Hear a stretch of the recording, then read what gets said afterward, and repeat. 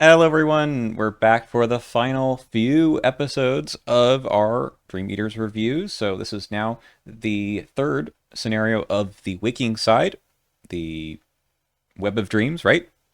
Indeed, yes. Okay, great. And it's the point of no return, or just point of no return, I suppose. And let's see if we can get through this one. It is another little bit of a linear uh, hallway or train or whatever, but actually a little tiny bit better than the last one we talked about. So, let's get right into it. Yes. Not as linear as the last one. And indeed, we are on the Waking side, but we are now in the Dreamlands as we've entered Hmm. from the house last time. All right. So to begin with, we just have a little bit of story. We need to figure out, or we need to check if Randolph survived or did not survive the descent. If he did not, we get here and things are scary, and we need to find who are we finding? Well, I mean, we're trying to find our compatriots, but Looking um, for the Gug guy, right? Richard Pickman?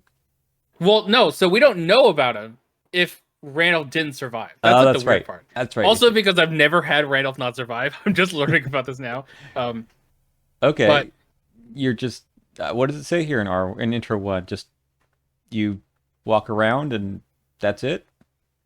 I'm pretty sure the South. Yeah, there's some stuff. You get there and you're like, let's explore. I think that's basically what it You is. hope the beings who inhabit this realm are ones you might be able to reason with. No. Yes. Okay. Hopefully. Well, Anyway, if he did survive, though, Randolph does instruct you to find a person named Richard Upton Pickman, and or I should say Richard Pickman. You don't know his middle name yet, not yet. but he probably has a good plan. So let's hope that happens. Okay, so we got some counter set stuff and all that junk. We have one thing at the beginning, which is we have a different version of which act we're using, depending on if Randolph did survive or did not. Um, as well as we can check how many steps of the bridge we had tally mark. Remember that steps of the bridge, it was bad, if I recall. Really bad. Yeah, and each step of the bridge, you have to check how many there are, and if there are none, we do nothing. If there are 1 to 4, place a damage on the scenario reference card, which represents the distortion within the Dreamlands. Oh, and then 5 or more, we place 2. Now So, remind me, I can you only get these tallies from Waking Nightmare, the hospital scenario? the Waking Nightmare. I'm trying to remember if you could get any in the house. If you Maybe if fail you, the maybe if you house? fail, maybe if you fail, but I honestly cannot remember at Mm. this moment. Yeah, so Um, you can get 8 if you fail the hospital scenario, and then yes, otherwise it depends on how many tokens are infested locations are there by the that's right. time you resign. So usually if you clear it out, it's 0. That's why Yep. I'm wondering like the 1 to 4 versus 5 is seems like a lot of text here for it's usually 8 or nothing. Yeah, it's pretty tricky. I guess if you like barely scraped by in the first scenario, like you doomed out or something, you had like 2 left, right? No, if you doom out, I believe everything You get becomes the full? yeah, infested. Interesting. Okay, well I'll have to check again, but that is interesting. Mm. Anyway, this is the beginning of this one. So there's the veiled keyword again, which we saw in it's a search for Kadath, right? Indeed, yep. And like Search for Death, all of the locations, if not, well, actually most of them, I think, have they start and play face up, Hmm. meaning that they have some clues on them, and as we said, can be flipped over in various ways. Some of which by the veiled keyword. Okay, I think there's a little bit more in the setup or instructions. No, No. no. Okay. The one thing we should do is check our acts because, as I said, if Randolph did not survive, we get version 1 where we have to explore the region, and that's kind of what it is. You will be instructed when to advance, and then version 2 is if he did survive, we need to find Richard Upton Pickman, and yeah, that's it. Now you know So his middle name, right? indeed, I'm going to choose version 2 because I've never gotten version 1 to be honest, I but think we'll there's see what the something back is. different on the back of the first Yes, act. it Yep. is different, and we start in the Volsa's Inn. It's just veiled. Hmm. There's nothing else Uh, here. Nothing else. Should we go one by one and kind of flip these over, or Yeah, we start here. Ideally, I mean, I guess you're kind of like I'm curious what happens on the other side, so just flip it over. Why not? exactly? Oh, Oh gosh, there's a gassed enemy. Luckily, it comes with a clue on it, which is interesting. You shuffle the encounter deck, you flip it back over. You'll notice on the agenda. Where is this text? Yeah, on the act, there's a force effect on you. Whenever you defeat an enemy with clues, you get those clues. Hmm. Honestly, I feel like this should just be part of the rules of the game. And they could do a lot of stuff with this, but I don't know. Yeah, they do this in what, Carcosa? Is that Correct. Yeah, with the servants of the no, Agent of right? the King? Is Agent of the King, that's right. The cultists. Yeah, the cultists there that take your clues when you get Yep. attacked or they spawn and take a clue from a location. Yeah, yeah. Yep. Well, this ghast at least spawns exhausted, so you don't have to worry about him if you happen to get the clues, then flip it over in your first turn. That's right. But if we move around, that might not be the case anymore. Yeah. Shall we go to... Let's go here. All right. Yeah, let's go to the plane of the ghouls. So it's 4 shroud, 1 per victory, 1 veiled. And Gug enemies cannot enter the plane of the ghouls. If a Gug enemy spawns here, it spawns at the city of the Gugs instead. Pretty apt. And what happens if we flip this over? Let's look. All right. So if we possess fewer than 3 per investigator clues, we have to come back until we have greater understanding of the region. And we just flip this card back over. So, However, I was going to say, ahead. this is kind of an interesting mechanic that we've seen a little bit before, maybe kind of in the last scenario in this side too, where you spend clues not basically directed on the act. It's just go around and then it'll tell you.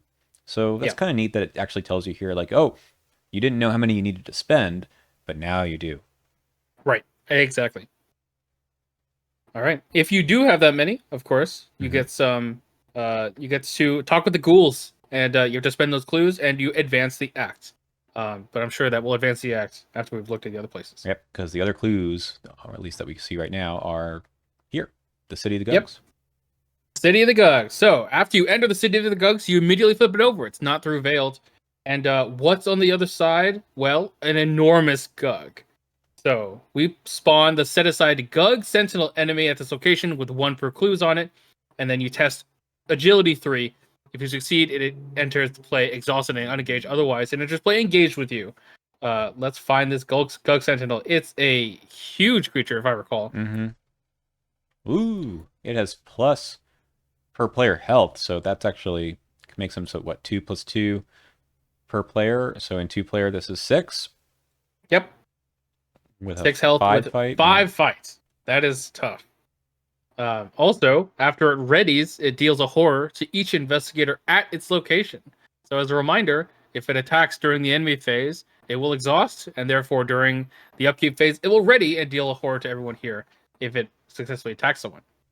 Yeah, so it's like it goes for like 2 and 2, but that extra horror is to everyone. It's like 2 and 1 plus 1 per player. Yep.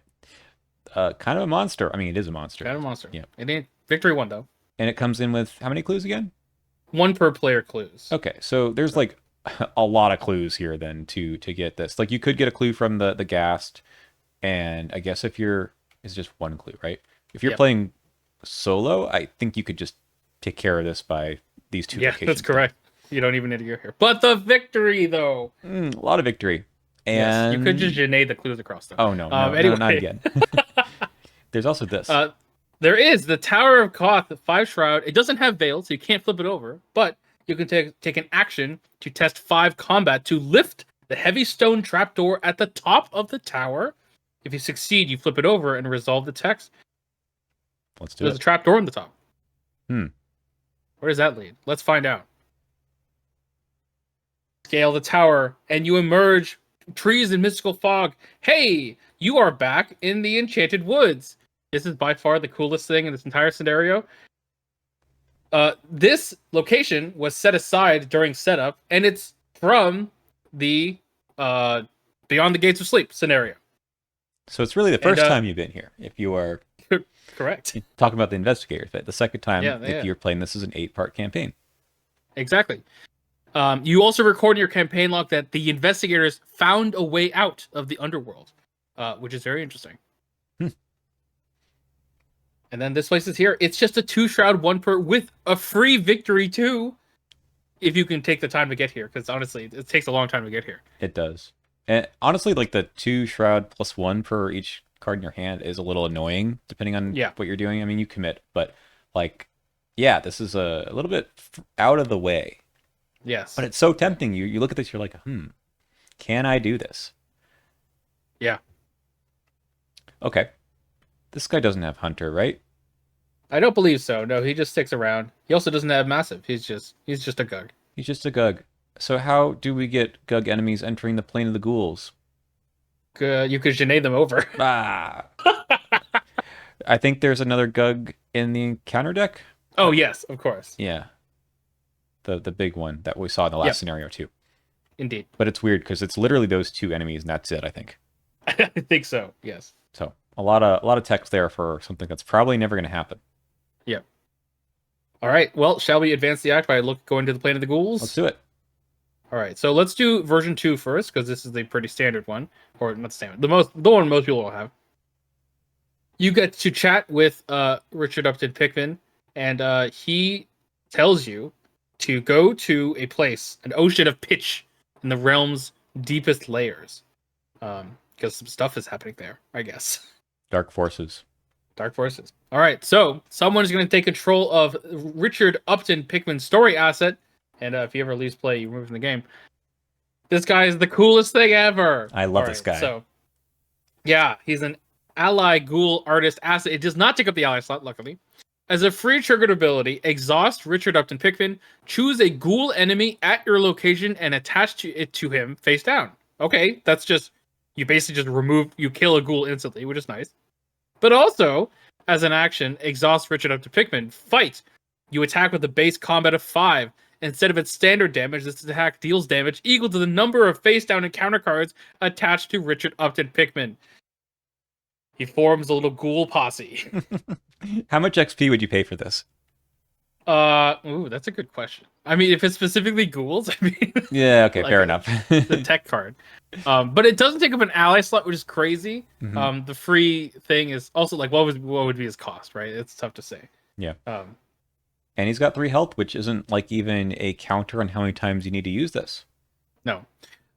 This is one of the main reasons why whenever I play this side of the Dream-Eaters, I always want to take William York as an investigator.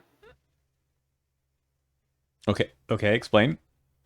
Because his weakness is a ghoul. Oh, that's right. You can get an extra. So how many ghouls do we have in total? Otherwise, it's... We have a total of 4 with the encounter cards. 1 Ravenous Ghoul and 3 Ghoul Minions. By the way, these are the ghouls from the core set, which is cool. Yep. And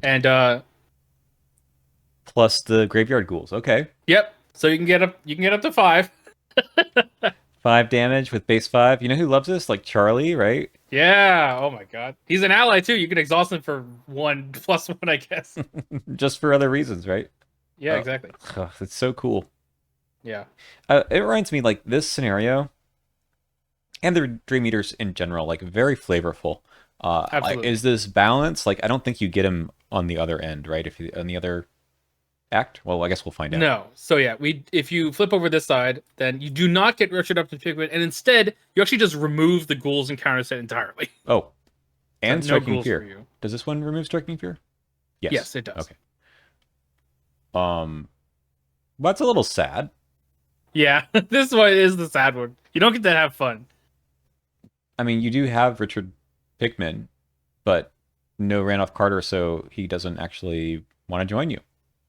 Exactly. Okay.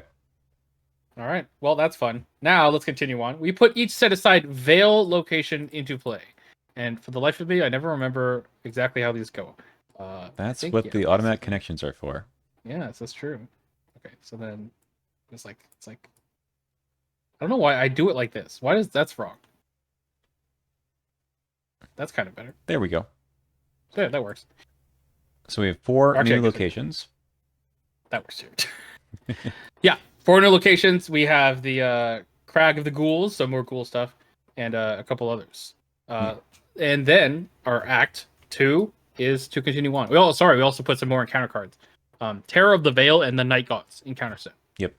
Which See we'll those talk about later, yeah. Okay, Act 2. The Descent, same thing. Find the Sea of Pitch. So, same kind of thing. We had to find how to advance. Yeah. I like these locations. So we've got a really tough one. The Crag of the Ghouls here, like, don't sit here. Yes, indeed. This one has the if I recall, one of these this location is very similar to a location in Edge of the Earth, Ice and Death. Is that right? If it's a treachery that attaches, then Yeah, that's it right. gains Yeah, that's search. right. So it's a Yeah. little bit nicer than this one, but it's similar idea. Yeah. Yes. Anyway, shall we flip it over? Sure. Scouting the Veil. So blah blah blah blah blah. Look at the top 2 cards in the encounter deck. You may discard up to half those cards. Return the rest to the top of the encounter deck anywhere in the game. Okay, so basically it turns off the front side, which is nice. And also it gives you some upcoming knowledge of the encounter deck. You can kind of I have to scry say, them. almost every time that I've done this, it's right before an encounter deck reshuffle. Yeah, I'm like, well, this does work with Gloria, by the way. it does. Wow. Yeah, you are looking. Mm-hmm. Although she has to be the one to trigger the veil. Yep. But she could do that. She's getting clues, right? Yep, there you go. And anyone can do it, really. So, but yeah, if you know, then yeah. Okay. What else we got? Got the Veil of Nath.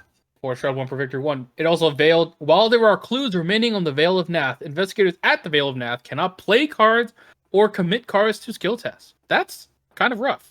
That's really tough. So it's a 4 shroud location. So sometimes you have to have a plan of how I'm going to get those clues off without committing cards or using any events. And Yeah, an asset like Fingerprint Kit works when there's only 2 clues on it. At a higher player count, I think it's a little tougher, but do you need to do this? I think you need to do this, right? this one you have to do. Yes. Yeah. There's also Janae. There is also Janae. I said it this time. All right. But Well, yeah. shall we look at the back? Mm-hmm. All right. So, yep, this is our objective. We need 3 per clues. Of course, we don't. If we don't, we have to come back. And if we do, we can spend them and advance the act. And yeah, we'll come back to this though.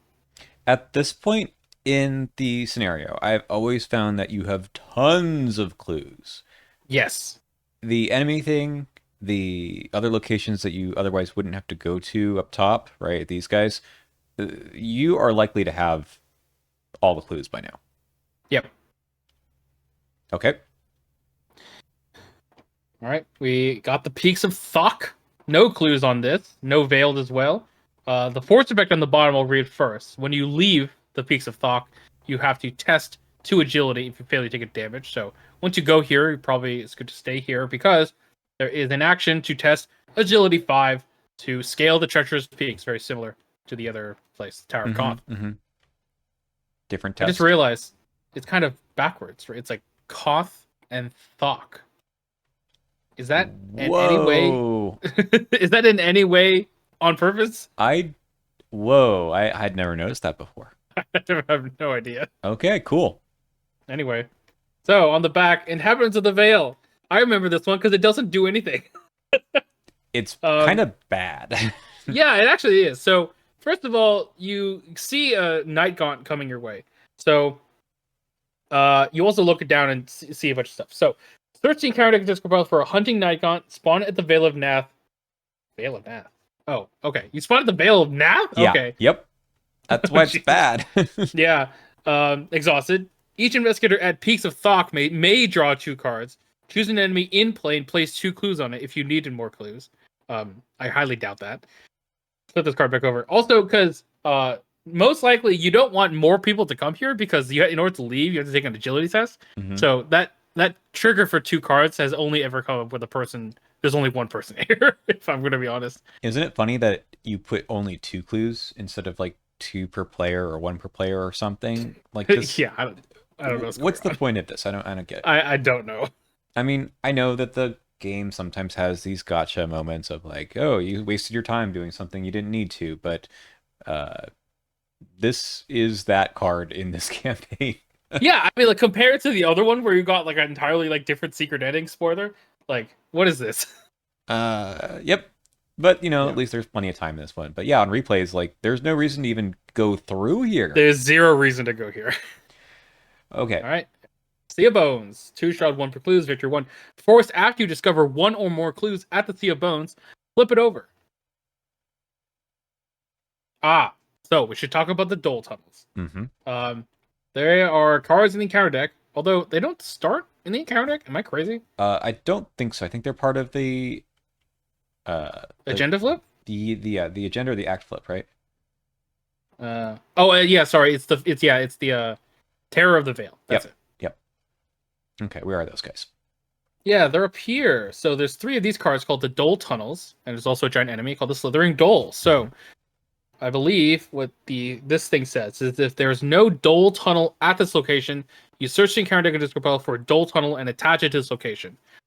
If the Slithering Dole is in play, move it to this location and add 2 clues to it. Otherwise, search the encounter deck discard pile and Victory Display for the Dole. Spawn it here with 2 clues on it, exhausted. So what the Dole Tunnels do is it allows the Slithering Dole to move to them as if it was connecting locations wherever the Dole Tunnel is attached. It's just a big enemy that can move through the Dole Tunnels. Hunter massive, and it's big, but it has Victory 1. Yeah, so you just want to kill it before you draw another one of these. Yes, because if the Slithering Dole is in the Victory display, it still gets pulled out from the Dole Tunnel. Is that right? Yeah. Isn't it funny? Like, I always thought that this was just like a lazy way to not print extra copies of the Dole. I guess. Albeit it has the whole thing with the tunnels, right? So Yeah. I mean, it just feels like once you kill one of them, is it like it respawns, or is it supposed to literally be a different one, you know? Oh, I see what you're saying. That's interesting. Maybe it's just the fact that it's like one Dole the whole time. I don't know. Yeah. And like all you're doing is cutting off part of it. Yeah, or something. Who knows? But yeah, it's just one of those things that you have to time, like the end of Carcosa or something, the first scenario Carcosa. Yeah. So basically, this location is like it spawns the Dole here, basically, or the first thing it does, it puts a tunnel here. Right. But if it's in play, it also moves it here. So yeah, and you want to get the clues because, well, there's Victory on the other side, and there's Victory on the Dole. So if you get all the clues at once, which is possible for 1, 2, and 3 player, and hard for 4, then you only have to flip this over once. Exactly. So that's clue compression. The goal. Yeah. Yep. And if you Genet them off, you never have to do this. Oh God. Okay, so we want to flip this back over, right? Yes. Although, for reference, we should probably advance the agenda at this point. Yeah, let's do it.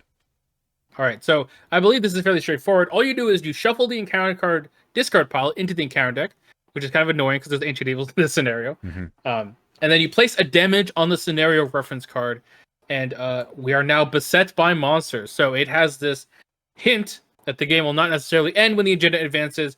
The stability of the reality will continue to unravel. This is similar to Dark Side of the Moon, where in theory you cannot doom out kind of just from the agenda. Yep. But yeah, do you want to just look at the back of this also? Yep. Yeah. So every time you flip this over, everyone must discard a card at random from their hand or lose 2 resources. You also shuffle the encounter card, the encounter discard pile into the encounter deck, and then you place a damage on the scenario reference card. There are 5 or more, you lose. Yeah. So if you started with, what was it? 2 maximum. Yeah. That's actually, so you'll get 3 by this point, and then 4. So you only have the 5, 4, and 4, I guess, to go through. Correct. Yeah. At least this one doesn't put 2 doom on it, like the Dark Side of the Moon. So. But it does reshuffle the encounter deck and put more ancient evils in. Correct. Yeah. I think this is usually okay. It also doesn't make you take horror like the other one did. It's true. Although, yeah, I think for this one, I'm always worried about the doom pressure. It always seems like it goes faster than it seems. Mostly, maybe because of ancient evils, but you know. Yeah, I found this one to be okay on that front. We'll talk about it more later, but then we have gotten to the Veil of Nath, and we get all our 3 per clues, which probably happens quickly. Yep. Probably, I think the difference to me between this one and the previous one is it's really easy to get sidetracked with the victory points. Exactly. And it's for me, it's really easy the victory, just to advance.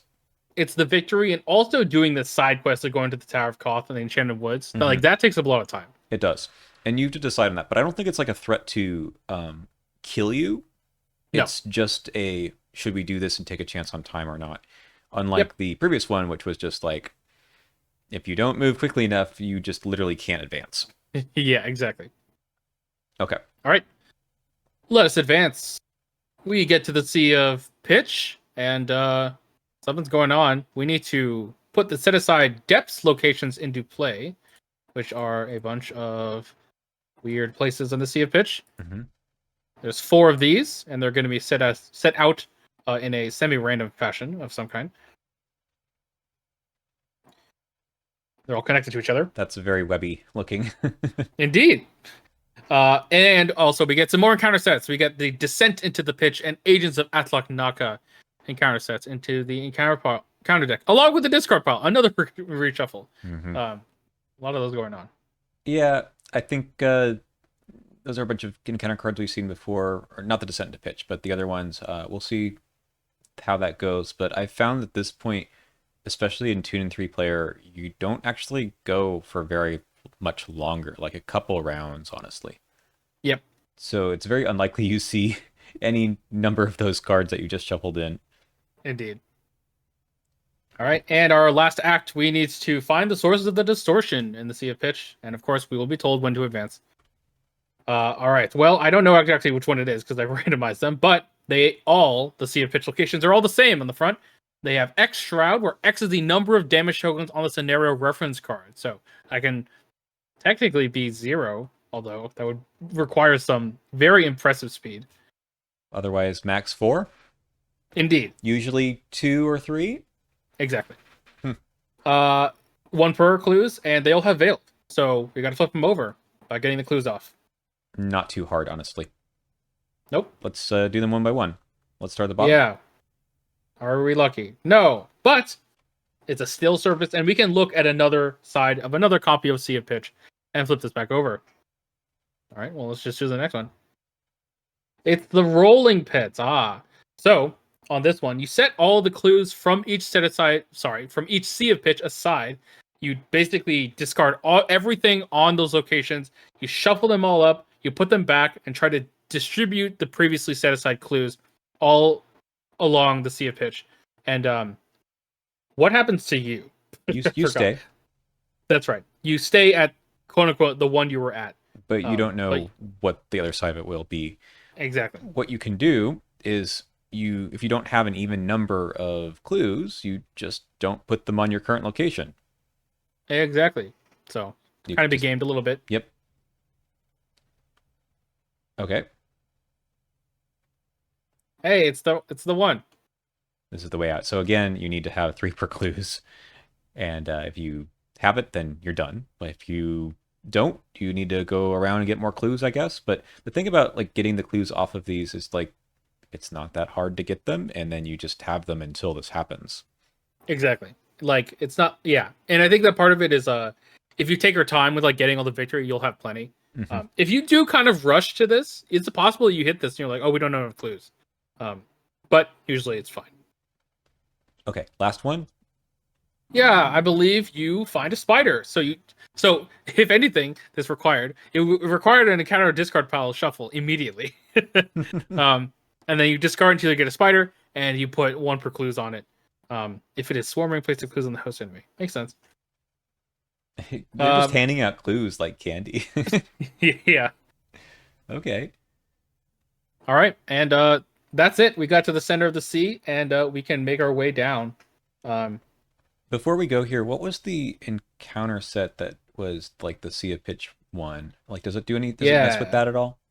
That's these 4. So you have the pitch spiders, which are more spiders for you to find. Mm-hmm. Blah, blah, blah. They have swarming X. X is the damage on the scenario reference cards that grow.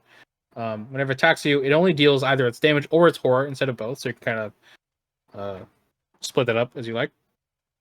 And then you have this. Let's see, blah, blah, blah. It just increases with the number of damage, and you fail to take a damage and horror. I feel like I've almost never seen the pitch spiders. I've never seen these either, and yeah. Okay. All right, let's go back to advancing the act then, because we have all of our clues. We're done. That's it. Yay! That's it. Yay. What's funny about this is, like, you know how there's the 2 victory point enemies, the spiders, the big ones from the first scenario? You're like, I really want to kill them. And you're like, what do I do? Exactly, because they literally just got put in at this very end part. Yeah, you just sit around until they show up, or I don't know, go on the hunt. Yeah. Yeah, I don't love that, because I always feel like this side needs a little bit more VP available than the other side. Yep. So I'm heavily incentivized to get as much as I can, but I feel like they don't want you to just try for it too much because they keep shuffling the darn discard pile into the deck. Yeah, yeah. And then you like draw a dull tunnel and you're like, no, we need to keep that thing in the picture display. Exactly. Alrighty. Let's look at the tokens real quick before we look at the resolution. Let's do it. X is the amount of damage on this card. So a little double dipping there with the skulls. Mm-hmm.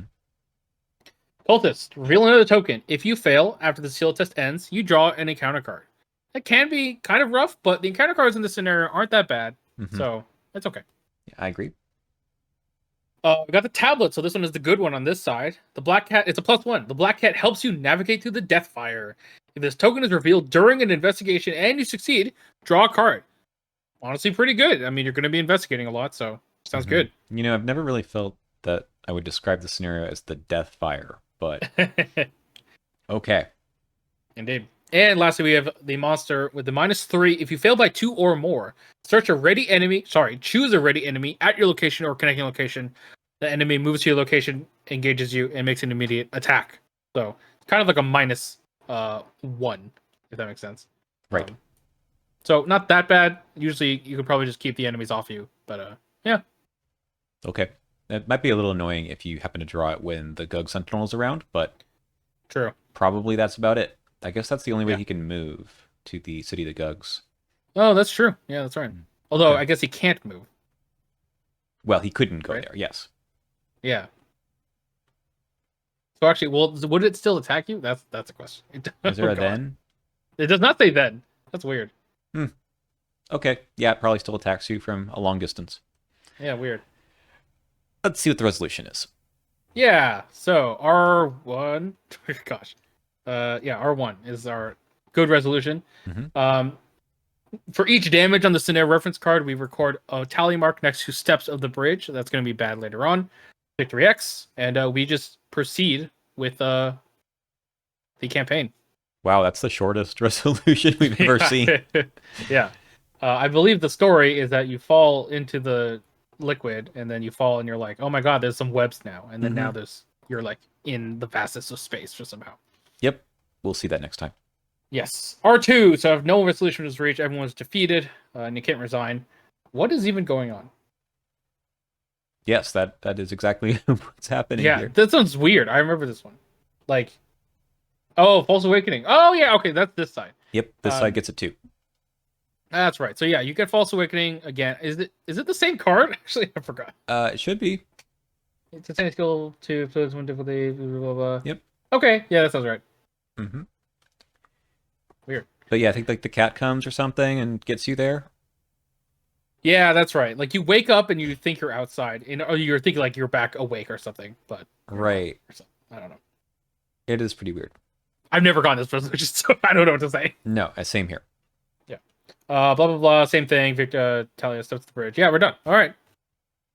Right. And of course, there is an interlude, but yes, we'll probably talk about that after the counter cards. we will do that as well later. Yeah.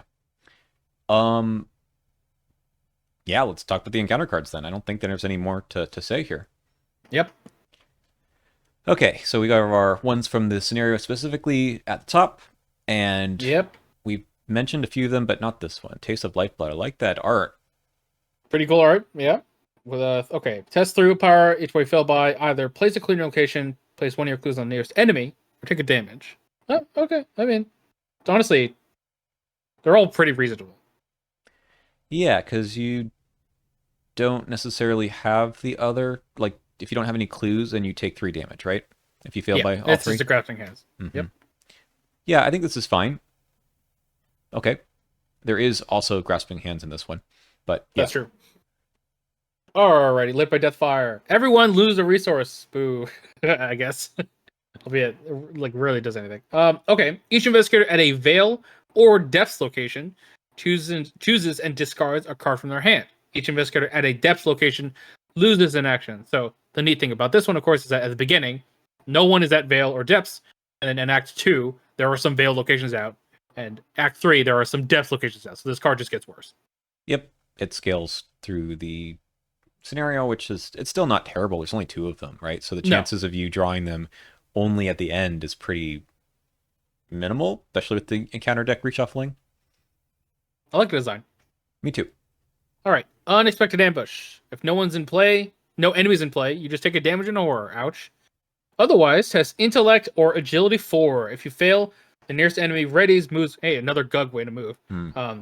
Moves one location at a time until it reaches your location and engages you. Then, comma, hey, we got it. Hmm.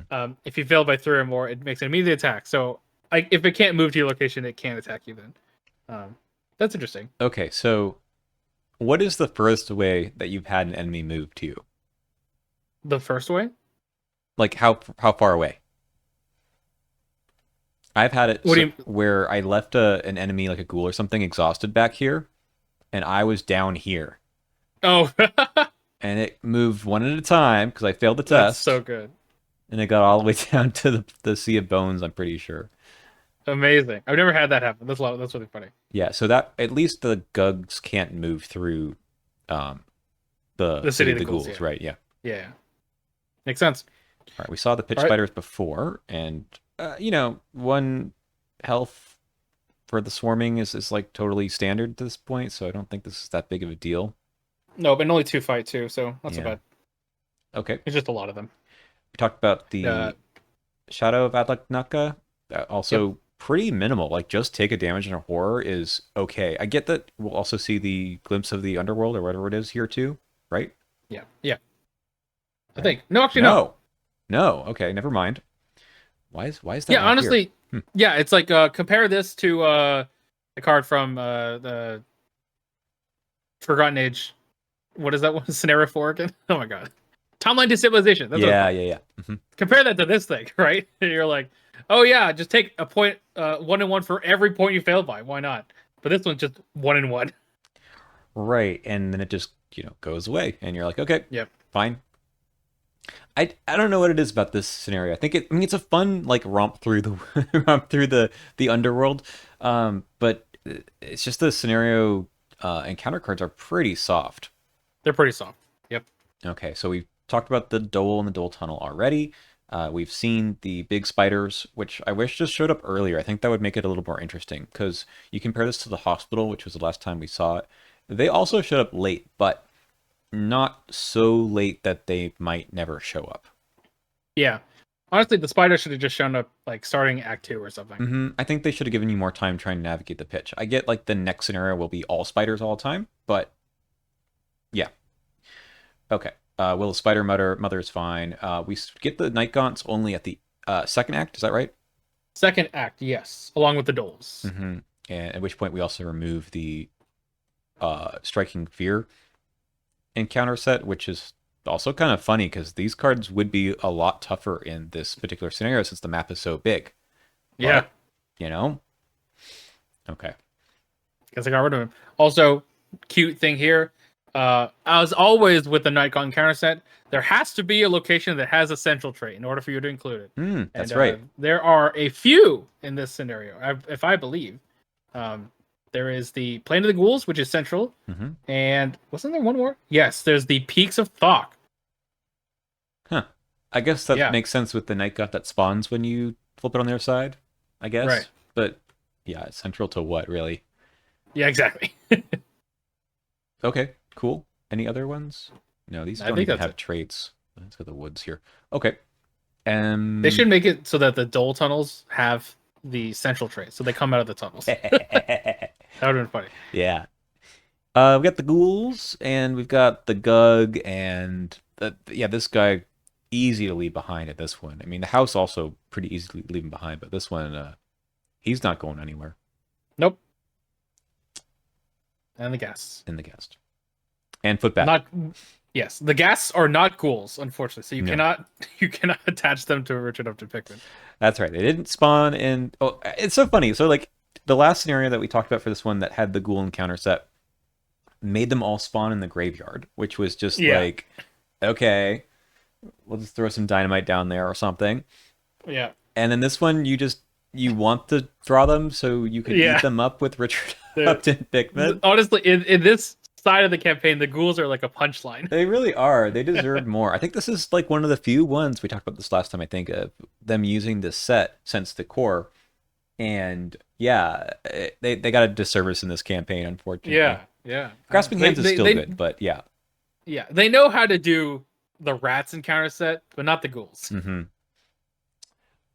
And All Ancient right. Evils, which is probably the biggest threat in the entire encounter deck. Yep. Honestly, I introduced a lot of variants, especially with all the encounter deck reshuffles. This can make you go really fast if you're not careful. Should we count how many reshuffles there are? Because it's on There like are, it's on yeah, here. Like it was on one of the act flips. It was on, I think. I'm pretty sure it's Yes, on every act flip. it's on every act flip. It's on the The, agenda, yeah, and then also obviously the back of this agenda as well. right? So you're getting a minimum of 4 just by advancing the whole scenario. And then it was a Uh, few of these too, right? yeah. So I think is it this one? No, it was one of No. the Sea of Pitches, right? Yeah. This one, yeah. This one.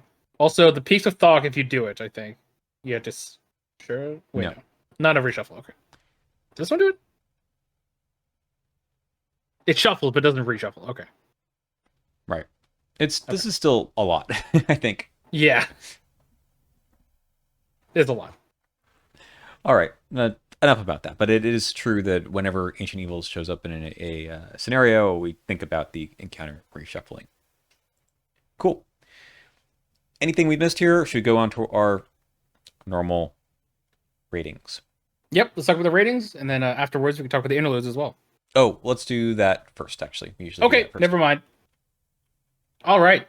So after we're done, we get to do some stuff, and we need to check the Dream Quest side. So if the dreamers grow weaker, oh gosh, is this if you fail Waking Nightmare? No, I think it's if you succeeded Waking Nightmare. Oh yeah, and also didn't let Dr. Mariswaran behind. Like if you kept her, right? Right. If you kept her. Yeah. Okay. So basically, you just add a chaos token. Sorry, a token to the bag, a negative token. It does not increase the lower threshold, but it just makes it harder slightly. Kinda. Kind of. All right. Then, if Randolph did not survive the voyage and the Black Cat is searching for the truth, you cross out the Black Cat is searching for the truth. So he has to survive. You have to survive your way to the cold wastes. Or is that right? Wait? Randolph did not survive the voyage. Yes, because if you're carried to the cold waste, that's how you lose him. Yes, right? Yes. Okay. I literally always forget. Anyway, basically, yeah. If you want to do the secret ending, you have to do this correctly. Is this part of the secret ending? I think it's part of the. Oh, that's right. Okay, sorry. Searching for the truth is the hidden part of the waking side. It impacts like one thing, I think, on the waking side, if I recall. Oh, okay. I didn't know that. I think so. Anyway, and yeah, if you ask for it, whatever, like before, you just skip the whole thing. Importantly, if the Black Cat has a hunch, you actually skip the rest as well. But if he does not, you can do the same thing, where either you tell the companions about Nyarlathotep or Athleknaka, and one of those will make one side easier or more difficult, if I recall. So, oh yeah, that's actually later. That comes later. Anyway, Great Ones 2. So this one, you have to check the... are you checking the Dream Quest again? Okay. So if you... Wait. What? That doesn't make any sense, right? Doesn't the B side have the key? It should. What? That can't be right. Because it does say in the box here, cross off that the investigators in the B side have it. Yeah, the web... Yeah. Maybe that might have just been a typo then. Yeah. Even they were confused about this.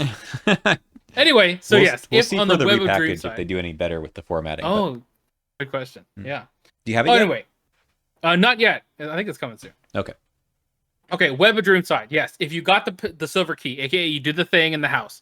In fact, actually, I think you need to do that. But if you possess a silver key, you can have the cat give it to the Dream side. So you cross it off on your side and write it down on the A side, and you give it to one of them. Cool. And then... Yeah, so if the Black Cat is searching for the truth, you skip the rest of the interlude, and in both campaign logs, record that Black Cat knows the truth. Sorry, that's right. So the Black Cat searching for the truth is you have, in order to do that, the Black Cat has to have a hunch, correct? Yep. And Okay, so it's just a then, continuation. It's the same right, thing. yeah. Yeah.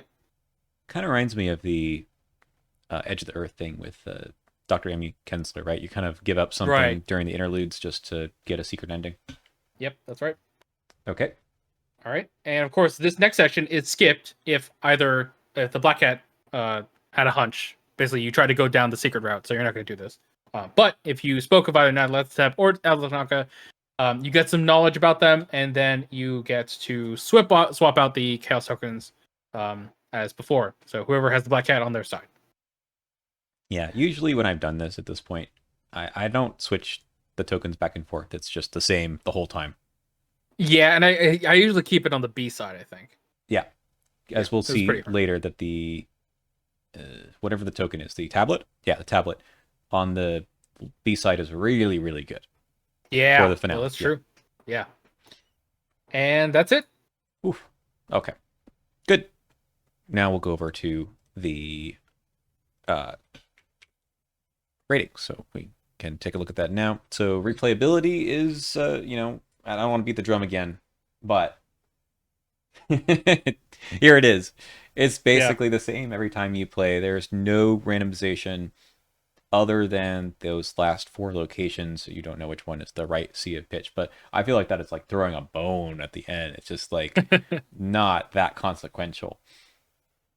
Yeah, I will say, I think that because there's enough time pressure in this scenario specifically, I find it that sometimes you can't really do everything. Like, there are many times where I've not had the time to do the Enchanted Woods Tower of Koth thing. That's true. Sometimes you're like, oh, let's go to the Peaks of Thok, and then you realize that nothing's there, and therefore next time you don't need to go there. Um, and all that stuff. That's So true. I agree with that. That maybe the time pressure forces your hand a little bit more often in this one, and sometimes it doesn't. yeah, and by the very nature of the veiled keyword, like you do have to do a lot of work to basically read everything in this scenario. So, um, yeah, I think there's a little bit, obviously not very much, but a little bit, and therefore, I mean, there is this point where the amount of pressure you have depends on the steps of the bridge, Mm-hmm. which is usually zero, but that can also change, so that might impact the scenario. Um, but yeah, ultimately it's mostly the same. I think I will give it you know, I'll be a little bit higher than I thought I would. I'm gonna give it a 2.5. I'm gonna give it a two, and Okay, just to sort sounds of great. reiterate my point, I agree with you totally. That this is a little different than the last scenario, but like under the ideal run through, your choices are still laid out for you. Like this is you. There's only one path to go if you are, Yep. uh, if nothing has like reduced the time pressure. And in most of their scenarios and other campaigns, it's not just the time pressure. It's also like the encounter cards can really mess you up, or is that you don't really know which way to go because the locations are random. But here, because the location's actually meaningful, you feel kind of I don't want to say dumb, but if you don't go the right way, if you immediately walk right into the Gug Sentinel, you've made the Yeah. wrong choice, right? Yeah. Yeah. Yeah. So, all right, let's go to the next one, which is fairness. Other than that, there's just like those two locations that you just should not flip over if you know what's coming, right? That one and the peaks of Toth. Um, just not sure that there's a whole lot of other things that would be fair or unfair here. Nope. Yeah, and I think honestly, the scenario does a very good job at allowing the players to get as much done as they want. Mm-hmm.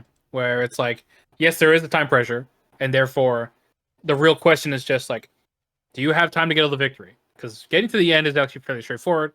Um, Obviously, there is some randomness with the sea of pitch that you can kind of get a little bit bamboozled with with the shuffling a bit, but because you're always removing clues and only redistributing them, it probably only wastes some move actions in order for you to do it again. So yeah, I mean, I think it's completely fair. Um, it's like a good amount of pressure, especially if you have not that many steps of the bridge. Obviously, with some steps of the bridge, it can be pretty tight. But that's kind of your penance for losing that scenario, I guess. So I checked real quick the end of the haunted house one. Yep. there's nothing in there about steps to the bridge. So Oh, okay. it's really just that first scenario. So I think there's a little bit of a miss in this campaign being only 4 scenarios. That's just like it has no consequence except for here, and there Right. was only I mean, one chance to get it right. yeah. I mean, so that's the weird thing also because in Dark Side of the Moon, it doesn't even check the evidence of Kadath, right? Hmm. Um, and in theory, because technically, the last scenario on this side, the Weaver of Chaos, that is where the steps of the bridge is the most important, quote unquote. Yeah. Because that's when it actually happens. So this one's kind of like a bonus check, but it almost barely doesn't. It didn't really need to be there, right? Um, Yeah. I don't know. Again, I'm skeptical for scenario campaigns. Maybe this is just too much of a consequence for the first scenario then, but I don't mind there being a check here. I think there should have been check in maybe all of them, but I feel like it's kind of mean to be like either you did really well. I mean, honestly, it's true. You could you have to what do you have to do in the first one to get out with more than 0 and less than 8? You have to be able to resign, so you need to clear off the resign location because you can't resign unless it's non-infested. yeah. And then you just leave a few other ones there. I guess that's okay. It just seems to So play okay, out not actually, that way, right? hold on. I actually just checked. If everyone was defeated, you just get one tally mark for each location that was infested. Yes, but I think it's if you. when you I flip think it's if you the doom out, if right? you doom out, you flip the agenda and it says mark 8. Right. What I'm saying, if everyone was defeated before you doomed out, you actually Hmm. just record one for every location that was infested. Okay, so you just all die before Yeah, you doom out. I guess so. Well, I mean that's not great either, but okay. Anyway, that this is like talking about why we talk about these other scenarios in fairness. It's really just about the appropriate pressure. Like I have never played this one with like a extra damage tokens at the beginning, so it's hard to know if that is fair or not. That's kind of where I'm Right. going with this. Yep, that's fair. All right. So I think I don't know. I'll put it a 4 just to take into account the fact that Steps of the Bridge is kind of weird. Mm-hmm. Yeah, that 4 is fine for me too. There, otherwise, it's no. I'm gonna go to 3.5. And Okay. the reason I'm doing that here is I don't think this is going to the first question that there's enough interesting decisions. I'm not sure that the encounter cards make you play differently each time, other than just that you don't have as much time, which I think is a little bit uninteresting. Fair. Okay, let's go to balance. This, Honestly, yeah, this one lets you this get one, clues by fighting yeah, enemies. let's it's pretty balanced. Fighting enemies, getting clues. There's a lot of foot tests as well. It helps out being high agility. Hmm. So maybe you don't want to put bad on the Wizards of Hypnos too much. True. But so you have the grasping hands, you have the Peaks of Thought, I guess. You have the On Wings of Darkness from the Night encounter set, Hmm. and like Potentially some the of the one ones that the one that chases you, I think, is agility too, right? yeah, that's right. Agility or intellect. And Yeah. also a lot of the things like it's good to evade the lumbering Gug and also the other Gug because they don't have Hunter, Hmm. so like you might as well. Um, yeah, I mean it's pretty balanced all across the board. I would say that it's just like it's pretty big map, so obviously anything with movement tech is insane. Obviously Luke Robinson is insane in this scenario because he can just go anywhere because they're always revealed. Wow. Um, Yeah. that he's pretty incredible. Like you can go all the way from the Enchanted Woods all the way to the Sea of Pitch, and So he it's can go fantastic. run off by himself just to do some of those side quests and then catch up later. Exactly. Yeah. There you go. Yeah. So Um, so this is maybe just an important note as we keep going through these reviews is that the balance of the game has gotten way better to the beginning. yeah. So yes, good. I'm gonna go with 4, maybe 4.5, I think. I was gonna go with 4.5 as well. Okay, let's do that. I mean, the enemies with clues, I think, is nice to help move things along, especially if you do have that extra pressure from the clock. So I get that. Mhm. When I've played through, it always feels like it's just too much, but I can see that it's a nice way to um, make sure that you can still get through otherwise. Yep. Experience. Yeah, this one's actually really cool. Yeah, I think it's really really cool. There's a lot of flavorful things going on. I think that the only real thing is that there's not a lot of new stuff. I mean, there is like the weird stuff with the doles. The Hmm. stuff that the veiled keywords can like spawn enemies, so you have to watch out for that. But like so much of the aesthetics and themes of the scenario is so cool. The fact that you know you have to get the enchanted woods location out because you found a way out. The fact that Richard Upton Pickman exists in the first place, it's always just so much fun. Hmm. The Sea of Pitch is really cool, I think. Kind of just like you're going in this ocean and you're like trying to find the way down, but you don't know exactly where it is. And I always love these where it's like, the first act on the first version of the scenario is just explore, and so you have to find your way to be like, oh, here's how we advance the act, and here's what we need to do, and that happens a few times. Hmm. Um, yeah, I would say that the only real downside of this is that, as you said, it doesn't really do a lot with the steps to the bridge stuff, and it kind of fails on that part where it's like it honestly is like never, it's like rarely gonna happen where that is even gonna matter. And the scenario ultimately is just getting clues and moving and fighting enemies. There's nothing new like gameplay wise, I think, that is like Hmm. incredibly different. But I just think that the fiction is really cool. Yeah, so I like to compare this one to The Search for Kadath, which is a memorable scenario, and there's a lot of cool things that we talked about. But one of our negatives that we agreed upon certainly was that it's felt overstuffed. And while this one does have like the three different acts that are a little different, right? Um, I still think you're telling one story here, and flipping over the veiled cards this time helps continue that story really well. Yeah. So I think that, to me, this is like the best version of Veiled that we've seen. Yeah, I mean, Dim Carcosa was really good too, but this one feels really cohesive. Yeah, I agree. Okay, so with that in mind, I'm gonna give it a 4.5. All right, I am going to give it, I think, a 4. Okay. Pretty high marks though. I think this is a good experience when you played this through. I think it Yep. just could be a little bit more interesting, but I think they did a good job with it in overall average. Cool. Any last thoughts?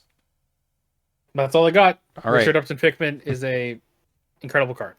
Yep. And if you haven't played him with like any of the low fight investigators, it's just so much fun to be like Patrice or Ashcan Pete or something, right? Because you can ready him, right? Yes. Yeah. Also, I just realized that who's Charlie Kane's asset again? Bonnie. Yeah. Same deal. Bonnie. Bonnie can ready Hmm. you. Yep. It's pretty cool. All right. We'll see you next time. We have two finales to talk about. Well, one at a time, but we're excited to wrap up our Dream Eaters reviews.